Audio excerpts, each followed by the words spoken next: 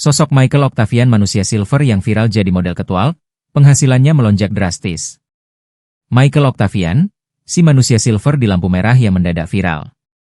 Kini, ia melenggang menjadi model runway, memakai baju para desainer terkenal. Tak ada yang bisa menerka nasib seseorang, termasuk Michael Octavian alias Mike, 16. Sebelumnya, remaja tanggung ini bekerja di simpang lampu merah di kawasan Pasar Baru, Jakarta Pusat. Tubuhnya dilumuri cat berwarna silver, sambil membawa ember kecil bekas cat, sebagai tempat untuk mengumpulkan uang. Mike berjalan dari satu pengendara ke pengendara lainnya, untuk mengumpulkan uang. Selama 1 tahun, Mike menjadi manusia silver dengan penghasilan yang tak menentu setiap harinya. Belum lagi, ada risiko dirinya kena jaring petugas ketika sedang bekerja. Namun, menjadi manusia silver dirasa cukup memberikan pengalaman berharga, melebihi uang yang didapat. Rupanya, nasib baik berpihak